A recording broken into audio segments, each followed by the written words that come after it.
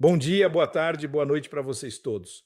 Hoje vamos conversar sobre uma das transformações geopolíticas mais extraordinárias dos nossos tempos, uma revolução que está acontecendo bem debaixo dos nossos narizes e que a mídia ocidental simplesmente se recusa a cobrir adequadamente. O colapso total do sistema France-Afrique no Sahel africano. Para entender a magnitude do que aconteceu nos últimos 2 anos, precisamos voltar 64 anos no tempo.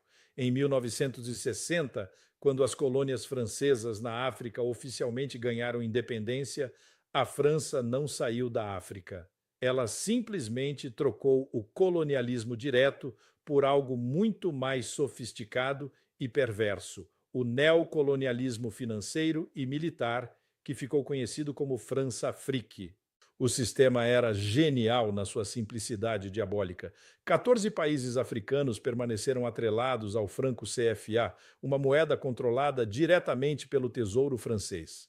Esses países eram obrigados a depositar 50% de suas reservas em bancos franceses, e a França mantinha direito de veto sobre qualquer política econômica dessas nações. Em troca, Paris garantia estabilidade política através de intervenções militares quando necessário. Durante 6 décadas, esse sistema funcionou como um relógio suíço. A França extraía recursos naturais africanos a preços artificialmente baixos, mantinha mercados cativos para produtos franceses e intervinha militarmente sempre que algum líder africano decidia questionar o arrangement. Foram mais de 50 intervenções militares francesas na África desde 1960. 50.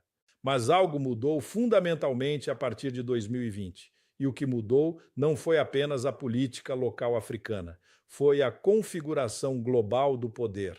A ascensão da China como potência econômica alternativa, o fortalecimento da Rússia como potência militar global e, principalmente, a emergência de uma nova geração de líderes africanos que cresceu numa era multipolar.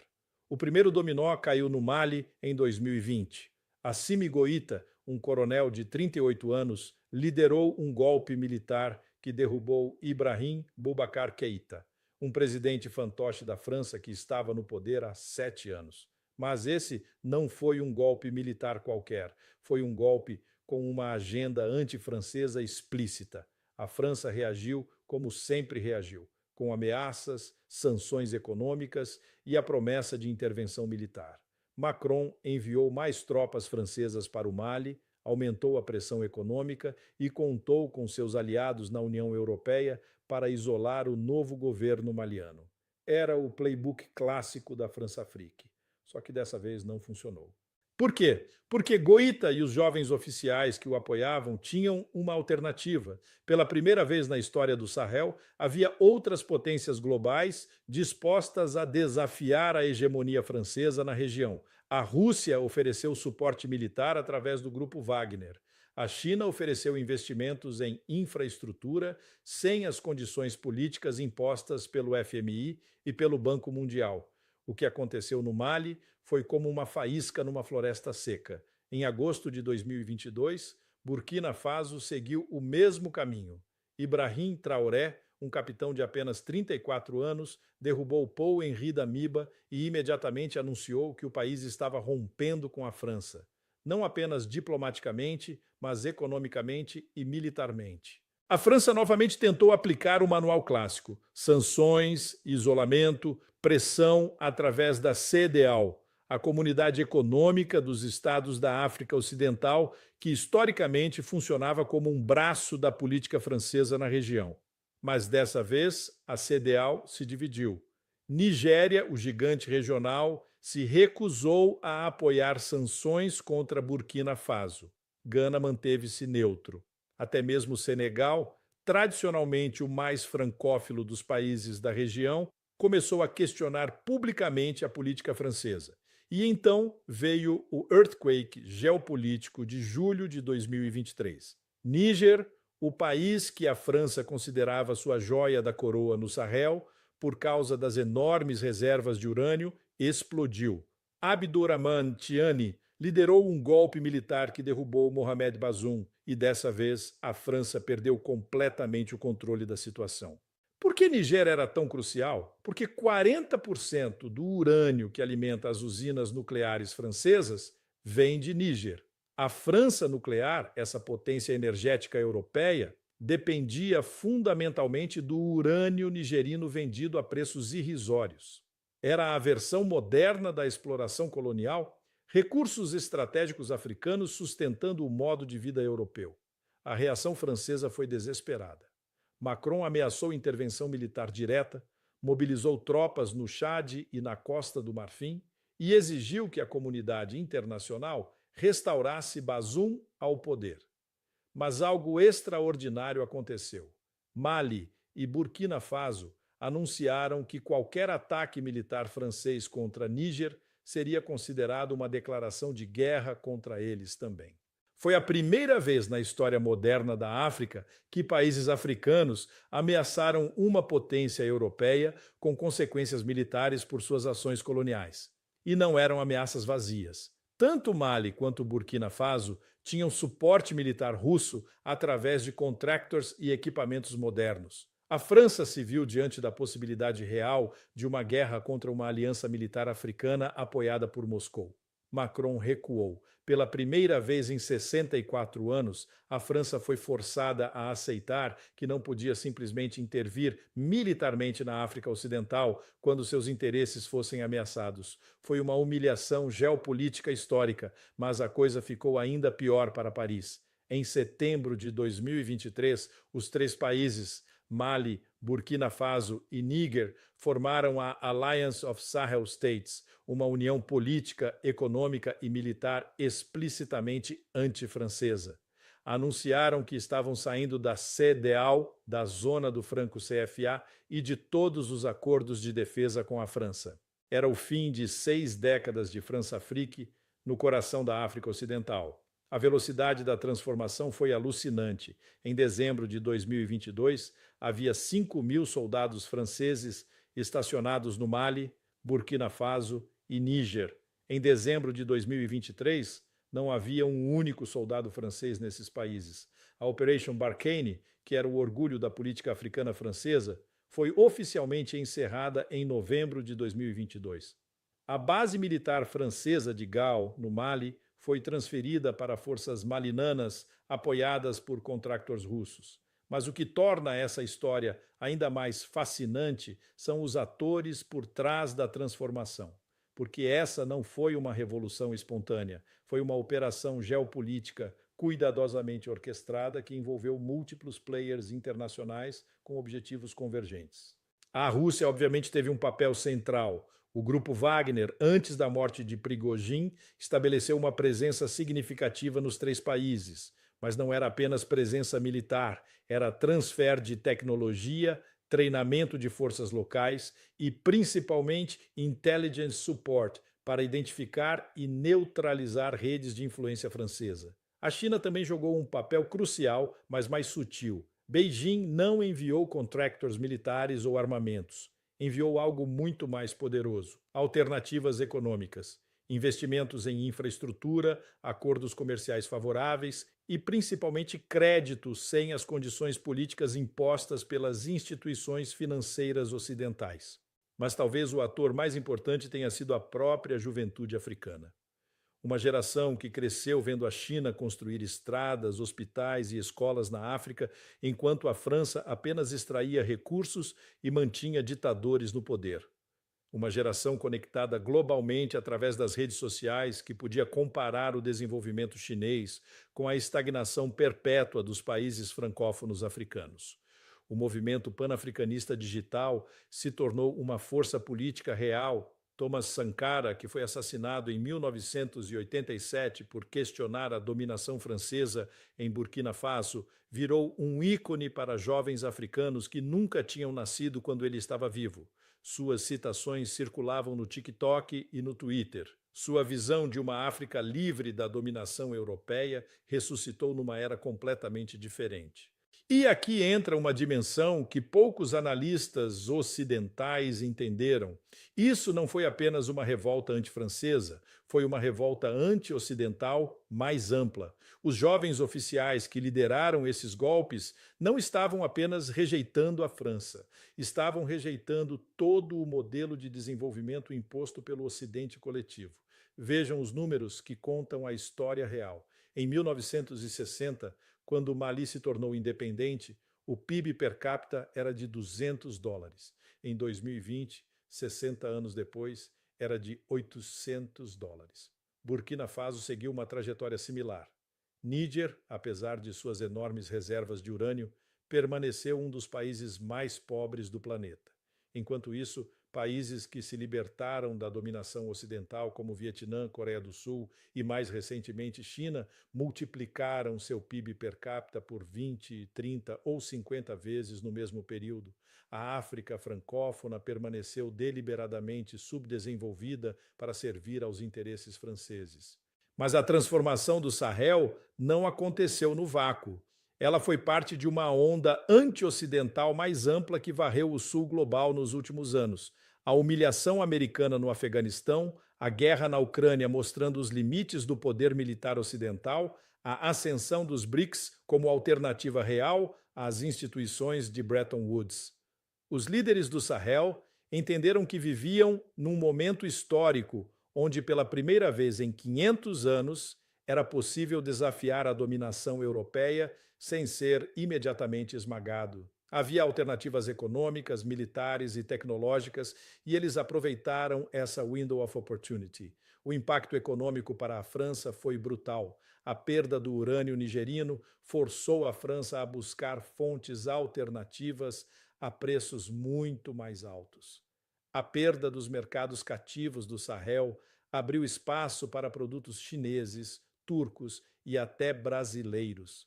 A perda das bases militares diminuiu drasticamente a capacidade francesa de projeção de poder na África. Mas talvez mais importante que o impacto econômico foi o impacto psicológico.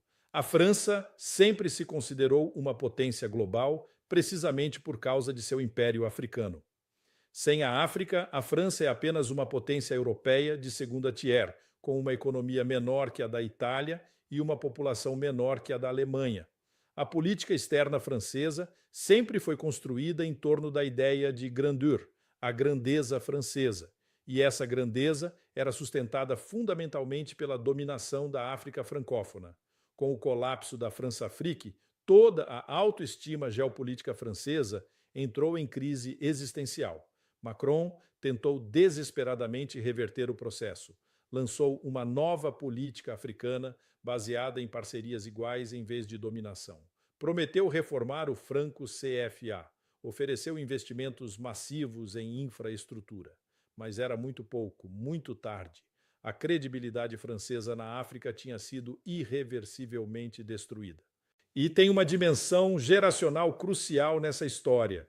Os líderes que derrubaram os regimes pró-franceses no Sahel são todos extremamente jovens. Goïta tem 41 anos, Traoré tem 35, Tiani tem 62, mas está rodeado de oficiais na casa dos 30. É uma geração que não tem memória emocional da França como potência colonial dominante. Para eles, a França não é uma potência respeitada e temida. É um país europeu em declínio que se recusa a aceitar que o mundo mudou. É um obstáculo ao desenvolvimento africano, não um parceiro necessário. Essa mudança psicológica é irreversível. Claro que a França não desapareceu completamente da África. Ainda mantém presença militar em vários países, especialmente no Chad, na Costa do Marfim e no Gabão. Ainda controla parcialmente o sistema franco CFA através dos bancos centrais africanos. Ainda tem empresas importantes operando em todo o continente. Mas o que mudou fundamentalmente é o balance of power. Pela primeira vez em 6 décadas, a França não pode mais impor sua vontade unilateralmente na África. Tem que competir com China, Rússia, Turquia e até com potências médias como Brasil e Índia. Tem que oferecer deals atrativos em vez de simplesmente ditar termos. E aqui entra a dimensão que torna essa história verdadeiramente fascinante. Os países do Sahel não simplesmente trocaram a dominação francesa pela dominação russa ou chinesa. Eles criaram um modelo de multi-alignment que está inspirando outros países africanos. Mali mantém relações militares com a Rússia, relações econômicas com a China, relações comerciais com a Turquia e até mesmo relações diplomáticas com o Brasil. Burkina Faso seguiu uma estratégia similar. Níger está diversificando seus compradores de urânio, incluindo China, Índia e até mesmo Irã. É uma versão africana do multi-alignment indiano que discutimos em outros episódios. A ideia de que você não precisa escolher um hegemon. Você pode manter parcerias múltiplas e sobrepostas que maximizam sua margem de manobra. E isso está criando um efeito dominó em toda a África. Gana começou a questionar publicamente seus acordos com o FMI. Senegal está explorando alternativas ao franco CFA. Até mesmo países tradicionalmente pró-ocidentais, como Quênia, estão diversificando suas parcerias internacionais. O que estamos vendo é o nascimento de uma nova África. Uma África que não aceita mais automaticamente a liderança europeia. Uma África que tem confidência suficiente para dizer não ao Ocidente quando necessário. Uma África que descobriu que tem alternativas. Claro que essa transformação não aconteceu sem custos. A transição da dominação francesa para o multi-alignment criou instabilidade política em vários países. A presença de grupos armados como Boko Haram e Estado Islâmico no Sahel se expandiu durante o período de transição. A economia de vários países sofreu durante as sanções e o isolamento internacional. Mas os novos líderes do Sahel argumentam que esses são custos temporários de uma transformação necessária. Que 64 anos de estabilidade francesa não produziram desenvolvimento real, apenas subdesenvolvimento estável, que é melhor ter instabilidade temporária com possibilidade de progresso do que estabilidade permanente sem esperança de mudança. E os números parecem estar do lado deles. Apesar de todas as dificuldades, Mali aumentou sua produção agrícola em 15% no último ano. Burkina Faso expandiu significativamente sua capacidade de mineração. Níger está negociando contratos de urânio a preços muito superiores aos que recebia da França. Mais importante ainda, esses países estão investindo massivamente em educação e tecnologia. Estão mandando jovens para estudar em universidades chinesas, russas, turcas, estão construindo sistemas de telecomunicações que não dependem de empresas francesas, estão criando as bases para um desenvolvimento autônomo. A Revolução do Sahel também está tendo implicações geopolíticas muito além da África, está acelerando o declínio da influência francesa globalmente. Está fortalecendo a posição de China e Rússia como alternativas ao Ocidente, está inspirando movimentos anticoloniais em outras partes do sul global, mas, fundamentalmente,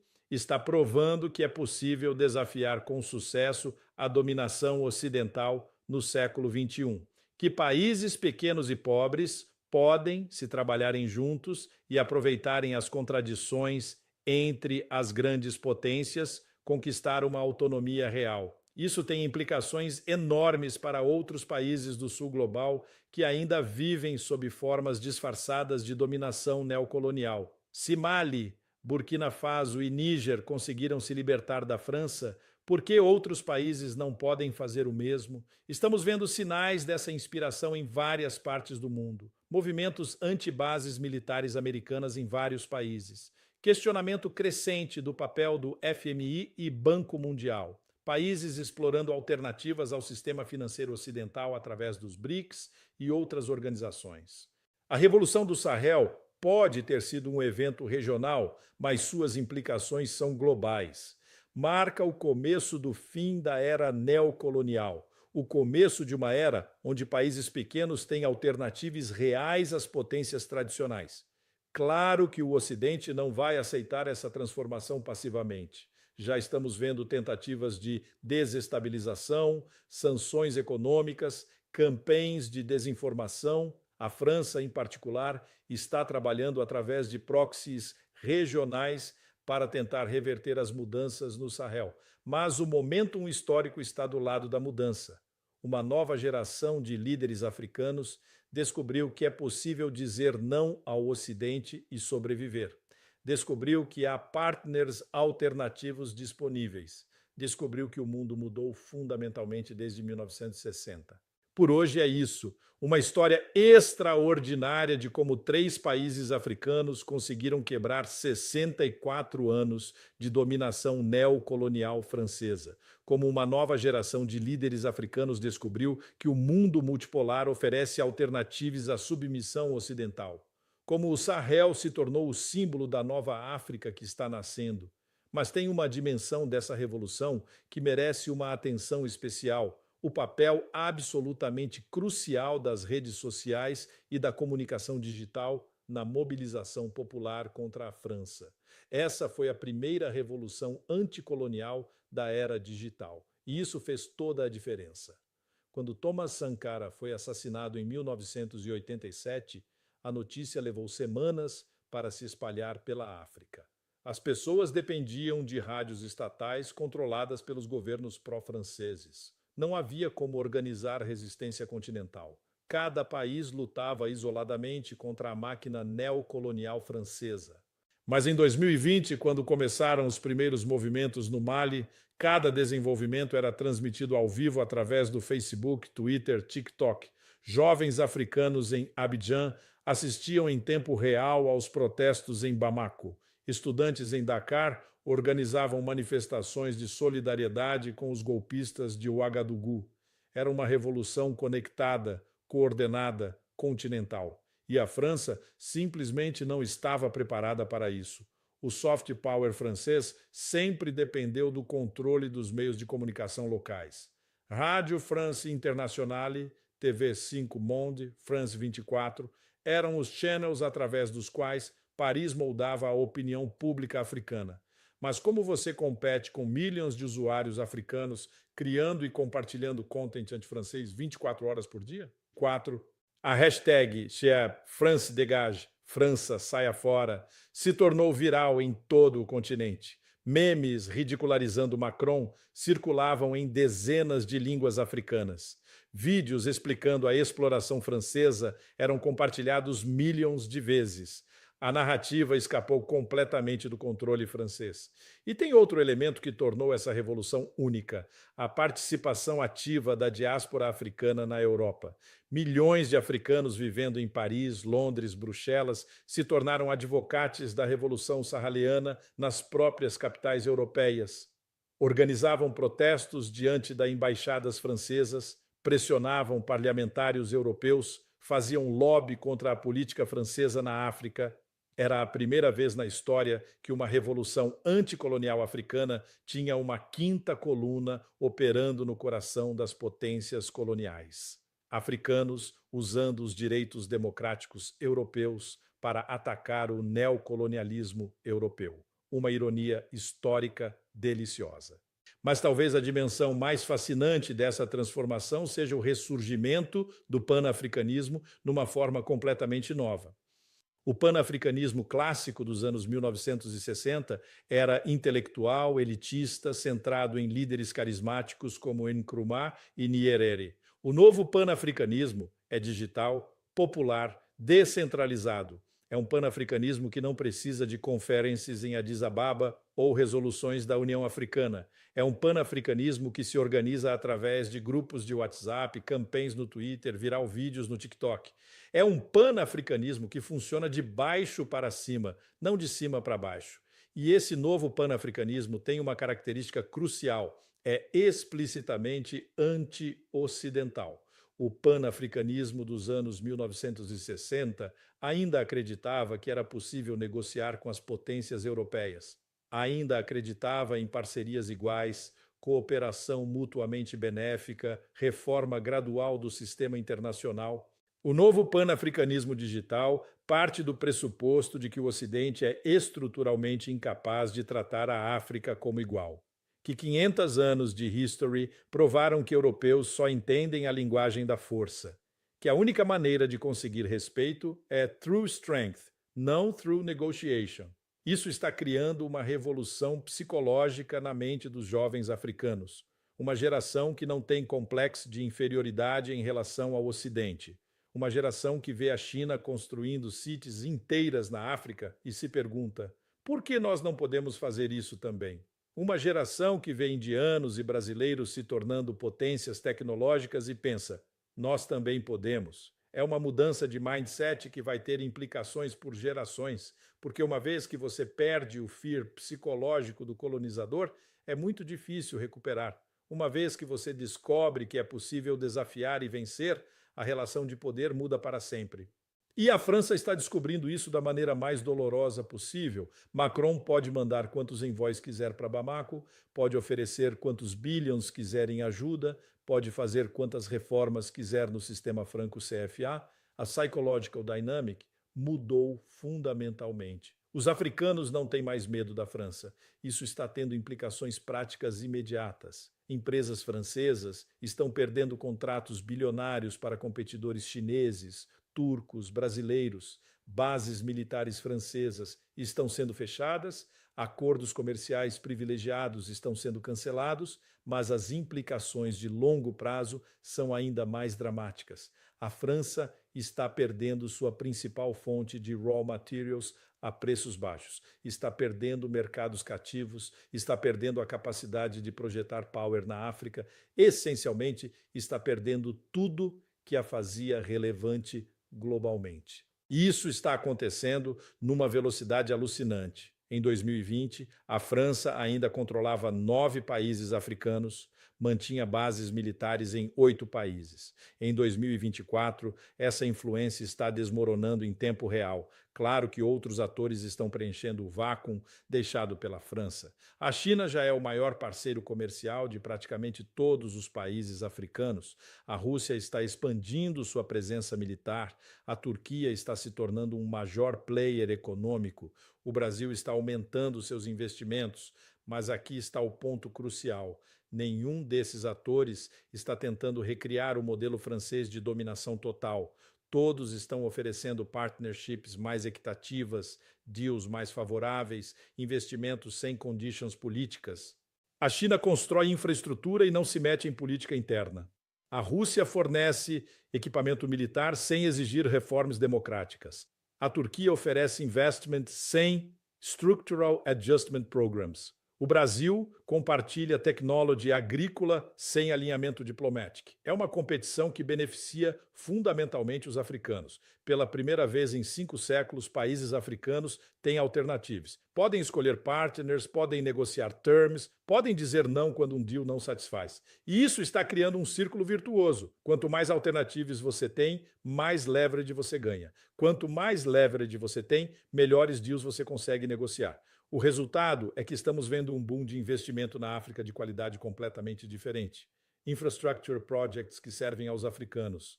Technology transfers que buildem capacidades locais. É ainda muito early para dizer se essa transformação será sustentável no longo prazo. Há enormes challenges ahead. A transition da economia colonial para a economia diversificada não acontece overnight. Mas uma coisa já está clara. Algo fundamental mudou na relação entre África e o resto do mundo. O paradigma paternalista que dominou por 5 séculos está chegando ao fim.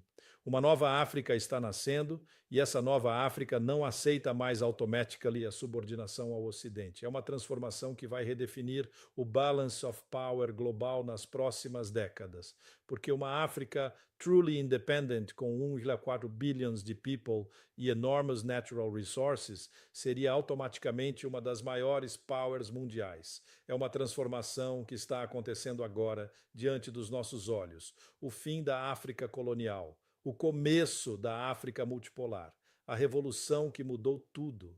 Muito obrigado a vocês todos, inscrevam-se no canal e até a próxima conversa sobre os grandes movimentos que estão redefinindo o nosso planeta. Tchau!